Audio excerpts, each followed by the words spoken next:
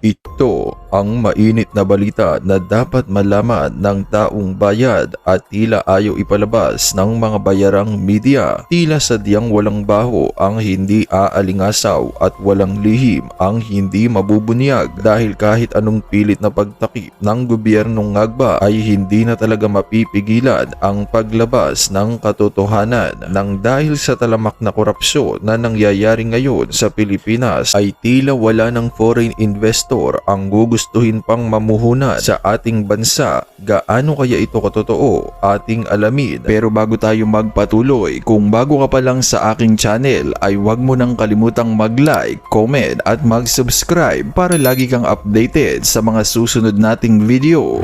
Sa gitna ng mga aligasyon ng garapalang korupsyon sa bansa, umapila si Pangulong Marcos Jr. sa mga banyagang mamumuhunan na patuloy na magtiwala sa kakayahan ng mga Pilipino. Sa kanyang departure speech bago bumiyahe patungong Busan, South Korea ay tila hinikayat ni Pangulong Bongbong Marcos ang mga negosyante sa rehiyon na maglagak ng puhunan sa Pilipinas. Giit ni Marcos, determinado ang kaniyang administrasyon na palawakin ang mga oportunidad sa kalakalan, enerhiya at digital transformation. Kung matatandaan ay tila agaran niyang ipinahinto ni South Korean President Lee Jae-myung ang 28.7 bilyong infrastructure loan para sa Pilipinas dahil umano sa pangambang malulustay lamang ito sa katiwalian ang pera ng kaniyang mamamayan. Ito'y patungkol sa mga isyong kinakaharap ng Administrasyong Marcos kaugnay ng mga maanumalyang flood control projects. Kaya naman tila hindi nga napigilan ng ilan sa ating mga kababayan na questionin ang panawagan ng Pangulo sapagkat dapat muna aniyang linisin ng gobyerno ang imahe nito laban sa isyu ng korupsyon bago humingi ng tiwala mula sa mga dayuhan. Para sa bupang detalye ng balita, narito't panoorin pa natin ang full video. Napatunayan na natin ha, tangina mo ha. Gobyerno to, napatunayan na natin, ninakaw yung mga pera natin. Wala ba kayong gagawin to compensate? Diba? Parang ganun eh. Wala ba kayong gagawin? Sabi ko nga sa inyo. Kaya nga ito, meron nung itong balita na ito na matindi humba na to ha.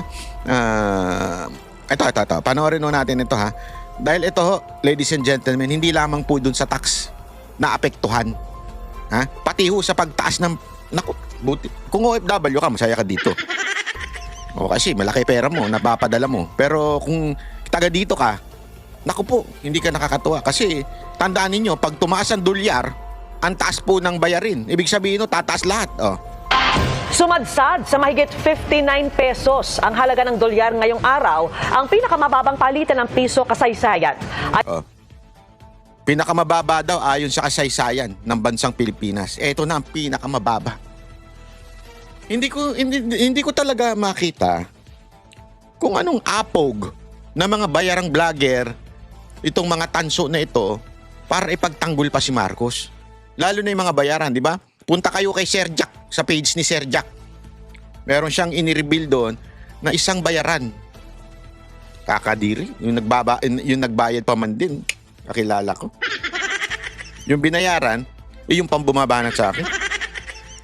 Wala talagang tunay na kaibigan sa politika, no, mga kababayan. Ha? Hindi, meron kasi wala akong problema magkaroon ako ng kaibigang dilawan, pinklawan, tanso. Wala akong problema dyan, okay lang. Ha?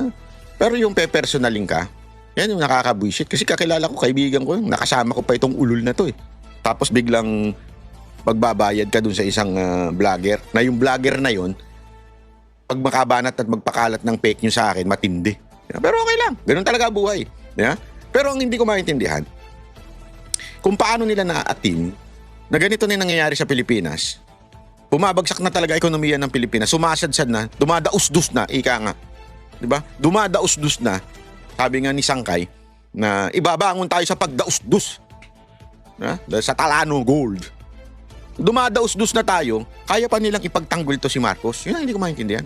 Po sa Bangko Sentral, posibleng sinasalamin nito ang pag-aalala ng merkado sa ekonomiya na apektado ng anomalya sa mga flood control project. Ang epekto nito sa presyo ng mga bilihin sa pagtutok ni Tina Panganiban Perez. Ang iskandalo sa bilyong-bilyong pisong kickback sa maanumalyang flood control projects mukhang may tama na pati sa halaga ng piso. Ngayong araw kasi, nagsara ang palitan ng piso kontra dolyar sa all-time low na 59 pesos and 13 centavos Ako, alam mo, sa tingin ko hanggang hindi nasusolusyonan tong korupsyon, aabot to sa 60. Di na ako mahal na ng gadget na bibili natin. Naku, patay tayo dyan. kontra dolyar, ang pinakamahinang level ng piso sa kasaysayan. Sa intraday trading, sumampa pa ito sa 59 pesos and 20 centavos kontra dolyar. Sa isang pahayag, sinabi ng Bangko Sentral ng Pilipinas na posibleng sinasalamin ito ang pangamba ng merkado sa posibleng pagbagal ng paglago ng ekonomiya dahil sa mga kontrobersiya sa infrastructure projects. Ayon sa isang kongresista, makikita rito ang korupsyon, isa ring economic issue. Pero sa isang panahon kung saan mataas yung distrust, mataas yung nakikita na usapin ng corruption, De, para lang pumantay yung tinitingnan ko kasi medyo hindi pantay. hindi tayo nasusurprise na may ganitong epekto. So habang sinasabi ng iba that corruption is a political issue, more than that, corruption is an economic issue. Ayun. Hindi ko maintindihan bakit ini-interview pa ng media yung mga makakaliwa na alam naman natin sumusuporta sa mga kasamahan. Ha? Hindi kasi, kaya nga CPP, NPA, NDF yan magkakasama sila. Maaring legal sila, legal front nga, pero magkakasama pa rin. Kaya niyong tiisin yan, media, na itong mga ganito ini-interview nyo pa.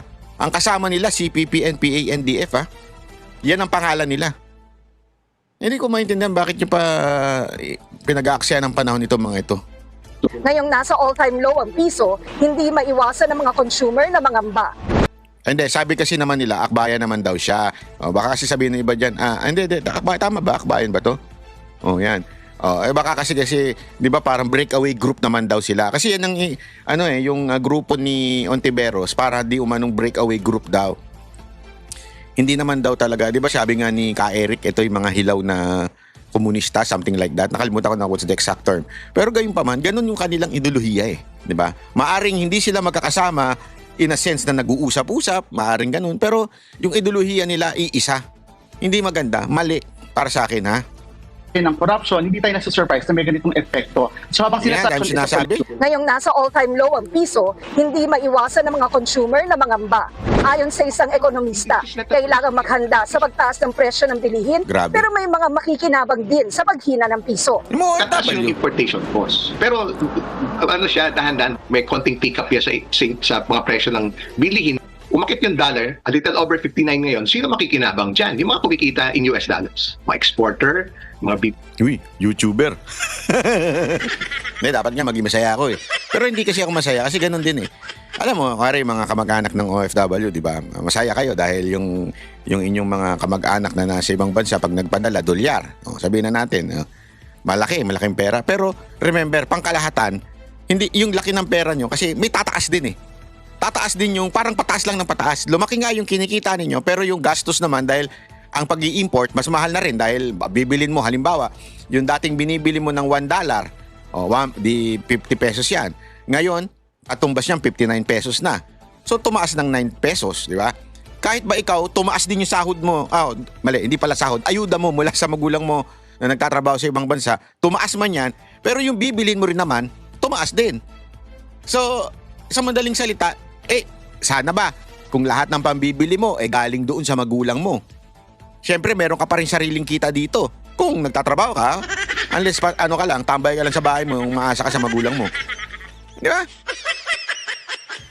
Kung nga rin, nagwa 150 ka sa mga Barbie, sa gabi, lumalabas ka para 150. Yung 150 mo, mababawasan na ngayon kasi ang presyo ng tataas na. Tama, mali? OFWs, of course, magpapasko pa naman, di ba? So, mataas yung palitan, no? So, yung mga turista, yung mga foreign investors na mamumuhunan pala sa Pilipinas. Mahalaga raw ang good governance para makabawi ang piso. Yung mga kailangan parusahan, dapat iserve yung justisya. As the saying goes, justice delayed is justice denied. Yung mga petty crimes, di ba? Yung mga nagnanakaw ng cellphone, yung mga nagnanakaw ng gatas, no? Kasi gutom yung sanggol o yung anak na nakukulong yung, di ba, kaagad? Nakukulong. Ganun din dapat, pagdating sa malalaking amounts. Sabi ng BSP, Hindi ganun yun. May due process pag malaki amount Kaya nga yung pinakamalaking nagnakaw ng amount ngayon, tangina, bayani pa, animal. hayaan nila ang market forces na magtakda ng exchange rate. At kung mag-participate man daw ang BSP sa palitan ng dolyar, ito ay para lamang maiwasang makaapekto ito sa inflation o pagtaas ng presyo ng bilihin sa halip na makontrol ang pagbabago ng forex sa araw-araw. Tiniyak din ng BSP na suportado ang piso ng pumapasok na remittance, mabilis na paglago ng ating ekonomiya, mababang inflation at mga kasalukuyang reforma sa bansa, pati na rin ang pagpasok ng foreign exchange mula sa BPO, turismo at mga OFW. Ito pa. Panoorin nyo ito matindi itong balita nito. Tawan-tawa ako dito, grabe sabi ko. Sablay talaga to si Marcos. Sablay talaga to si Marcos. Given our different national conditions, we do not always see eye to eye with each other. And it is normal for the two leading economies of the world to have frictions now and then. And in the face of winds, waves, and challenges, you and I... Naging babae si Xi Jinping. Hindi. Ini-interpret lang nung babae yung sinasabi ni Xi Jinping, ha? Ini-interpret niya. Baka lang sabihin ninyo, ba't naging babae si Xi Jinping? Hindi. Ini-interpret lang niya. Okay, talay. At the helm of China-US relations should stay the right course and ensure the steady sailing forward of the giant ship of China-US relations. I always believe that China's development goes hand in hand with your vision to make America great again. Over the years, I have stated in public many times that China and the United States should be partners and friends. The world today is confronted with many tough problems. China and US can jointly shoulder our responsibility as major countries. Grabe, no? Friendship sila, no? Friendship sila with America. Tingnan mo yung sasabihin ni Trump, ha? Pakinggan yung sasabihin ni Trump. And work together to accomplish more great and concrete things for the good of our two countries and the whole world. It's a great honor to be with a friend of mine, really for a long time. A friend of mine. Gago!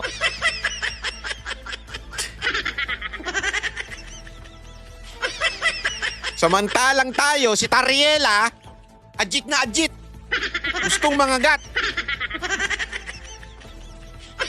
Diba? Si Tariela, galit na galit. Tapos yung feeling kakampi natin na Amerika, sabi nila, a friend of mine for a longest time. Patay tayo dyan. Now, if you think about it, the very, very distinguished and respected president of China, and we will be having... Ano ba yan, Marcos? Ano na? Anyari? Friendship sila. Tapos ikaw away ka ng away sa China. Patay tayo dyan. Gago! Ano na? So para kang pinahiya ni Trump. Hindi, ito. Para kang pinahiya ni Trump. Ikaw, dyan sa ASEAN, bumuka yung bunganga mo at bumanat-banat ka sa China habang si Trump pinuri pa ang China, pambira, oh. Para ka tuloy pinahiya, lantaran. Hindi, isipin mo, ha. Ito yung senaryo. Itong ASEAN na ito ay kaganapan kung saan inaayos ang lahat ng sigalot sa diplomasya, sa diplomatic, Ito tayo, parang siga, putang ina. Matapang kami, kampi namin ng Amerika. Eto kami. Ganyan ang dating natin, siga-sigaan. Tas nagsalita na. Akin na mikropono. Tabi kayo lahat dyan. Etong kasing na to, China na to. Inaano kami, kaya may kalabang kami. Di ba? Ano nangyari? Biglang pagbaba niya, nag-usap yung dalawa, China at Amerika. Sabi ng Amerika, my good friend, you are really respected and we would continue our friendship. Ano implication nun, Brad? Parang sinabi kay Marcos, hoy, psst, tigil ka nga dyan. Yung kadaldalan mo, isang kawalang yaan. Tumahimik ka, magkaibigan kami nito. Di ba? Parang ganun eh. Yes, of course, hindi ganyan ang pagkasabi. Pero, pambihira. Pagkatapos mong talakan yung kaaway mo, na tapos yung kakampi mo, pinagmamalaki mong kakampi mo, yung kakampi mo pala biglang sasabihin doon sa kaaway mo, uy, friends tayo ha, we're good friends and we respect each other, we love you. Atay ka dyan. Some discussions. I think we've already agreed to a lot of things, and we'll agree to some more right now. But President Xi is a great leader of a great country, and I think we're going to have a fantastic relationship for a long period of time. Ay, nako, yan na nga yung sinasabi natin eh.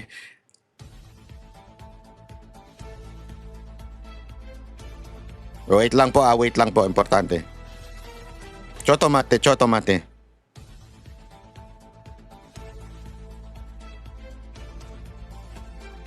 Diba?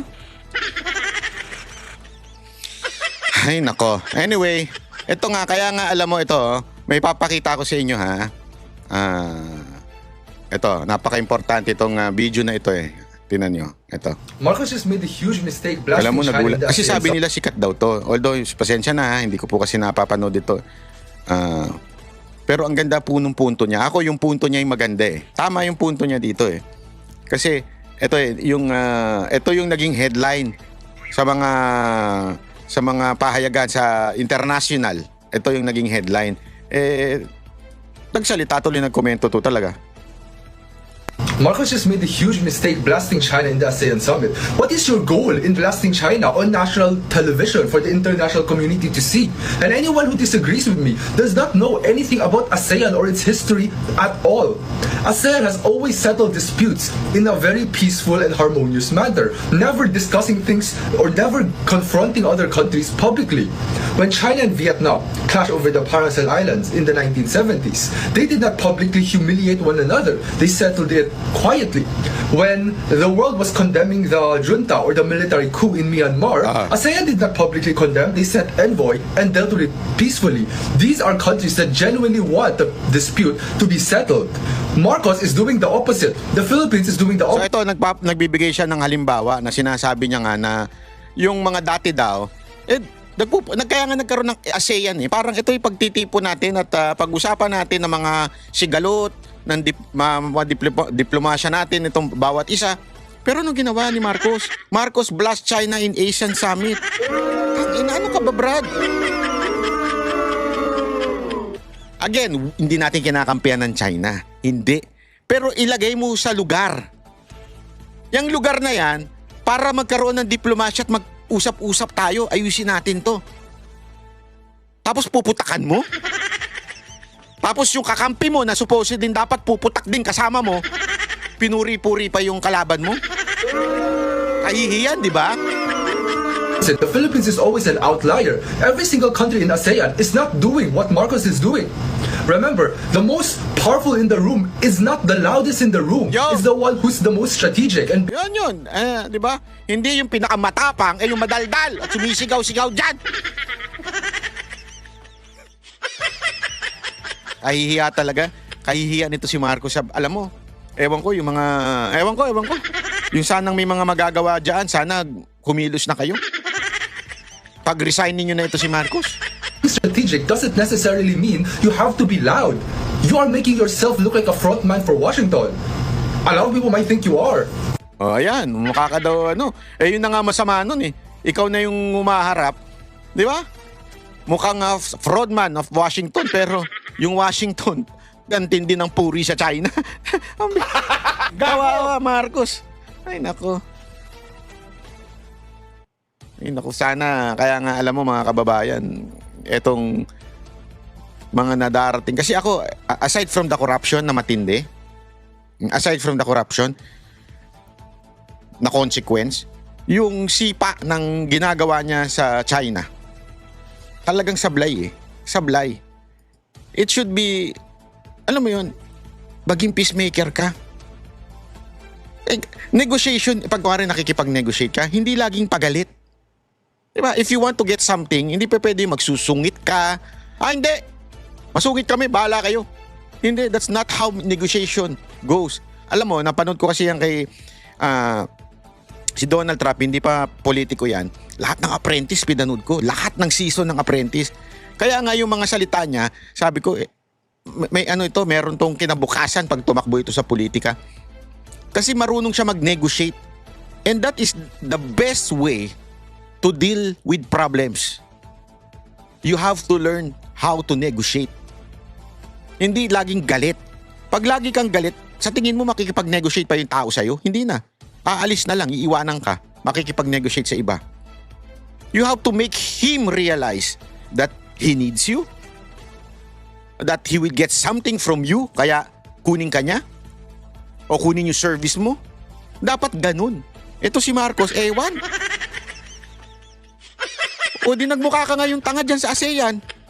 Di ba? Tapos may palusot ka pa doon, kaya ka wala sa picture kasi yung sa 0-0 tariff, ganyan-ganyan. Hindi, choice namin yun na ayaw namin na 0 tariff kasi malulugi yung mga local natin. Ulul, wala naman tayong local. Nagka-local-local na nga tayo, puro nga import ang ginagawa natin eh. Huwag ka tayo naglulukuhan. Talagang wala lang respeto sa'yo. Akala mo lang, pinasasakay ka ni Trump, akala mo lang, may video pa nga na hindi ka pinansin eh. Tama, mali? Oh. Tapos ngayon, pilingero ka na akala mo, matapang ako kasi pinutakan ko ang China. Alam mo, sabi ko nga sa'yo, ang tunay na matapang, naalala ko yan, nung panahon ko sa high school ako noon, yung mga maiingay, yung mga feeling siga-siga, hindi naman po talaga yan ang matatapang. Ang talagang matatapang yung tahimik, yung hindi nakikisali sa gulo. Pero subukan mong ibuli, meron kang kalalagyan. Yun ang tunay na matapang.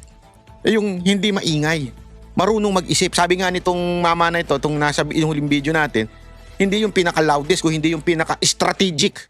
Yun po dapat ang tamang approach. Ikaw, pinaka-maingay. Wala sa lugar yung pagbablast mo. Again hindi ko sinasabing wag natin palagan ng China. Pero ilagay mo sa tamang lugar. Tama, panahon yan. Kaya sabi nga, hindi porket tama, ay tama nang gawin. You have to do it in the right time, in the right place. Diba? Parang pagtatalik yan eh. Pagtatalik talaga. Hindi. Dapat walang masama na makipagtalik ka sa asawa mo. Tama, mali? Asawa mo yun eh. Pero ilagay mo sa tamang oras. Bakit? Pag wala sa mood yung asawa mo, pilitin.